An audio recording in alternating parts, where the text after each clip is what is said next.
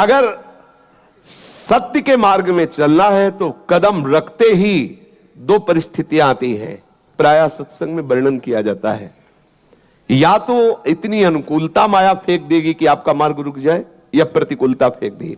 आपको किसी भी स्थिति में भयभीत नहीं होना, कदम आगे बढ़ाते रहो, ये सब प्रतिकूलताएं अनुकूलता के रूप में बदल जाएंगी। परमार्थ के पथिक का हर सूल फूल बन जाता है। हमारा निश्चय दृढ़ हो, हमारी भावना दृढ़ हो, उसमें हिलना नहीं।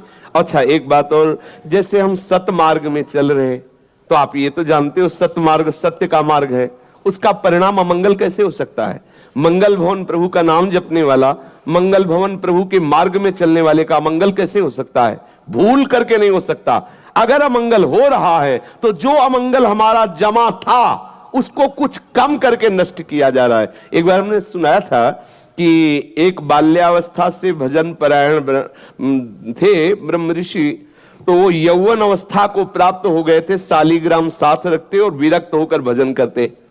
एक दिन वो गंगा किनारे शालिग्राम सेवा के लिए स्नान किया और बैठे ही थे कि 90 लोग आकर के भाला लिए, लाठी लिए, मारो मारो मारो। उनका जीवन हो गया, कभी किसी को कुछ कहा नहीं, ये लोग क्यों मार रहे हैं? और बहुत भजनानंदी थे। उन लोगों ने घेर ही लिया तो उन्होंने कहा, देखो तुम 90 हो, मार तो दोगे ही, हमें 2 मिनट का समय दो। उन्होंने आर्त भाव से प्रभु को पुकारा, ध्यान करते हुए कि प्रभु ऐसा क्या अपराध।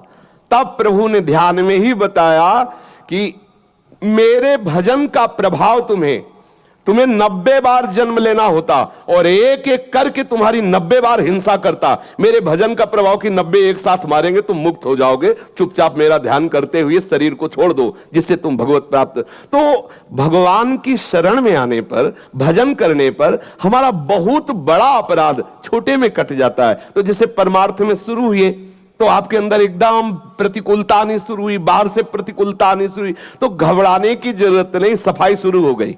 जब तक हम सोहनी नहीं लगाते तब तक कूड़ा नहीं दिखाई देता, और जहां सोहनी लगानी शुरू की तो कूड़ा दिखाई देने लगा। ये नाम जप करना, ठाकुर सेवा करना, साधु संग करना, ये हृदय में सोहनी लगाना है। अब जन्म जन्मांतरों के पाप भरे हुए हैं, तो प्रभु कृपा करके उनको निपटाते रहते हैं। तो घबराना नहीं कि जब से सत्संग सुना, जब से नाम जप शुरू किया तो विपत्तियां आना शुरू हो गई। वो आना नहीं शुरू हो गई, वो तुम्हें नष्ट करने के लिए पहले से जमा थी, अब वो हटना शुरू हो गई। तो घर के अंदर कोई आवे तो दिखाई देता है और जावे तो दिखाई देता है। तो ऐसे ही ये गेट है अंतःकरण, अनंत जन्मों के जो शुभ अशुभ कर्म, जिनके लिए भगवान कहते अवश्य में भोक्तव्यम कृतम कर्म शुभाशुभम, वो शुभ अशुभ कर्म हमें नष्ट करते, लेकिन भगवत शरणागति भजन के प्रभाव से धीरे धीरे नष्ट हो रहे। समझ रहे ना? घबराना नहीं कि हम भजन मार्ग में चलने लगे तो हमें विपत्तियां घेर ली, ऐसा नहीं हो सकता। जो प्रभु का सुमिरन करते हैं, बोले भाव कुभाव अनख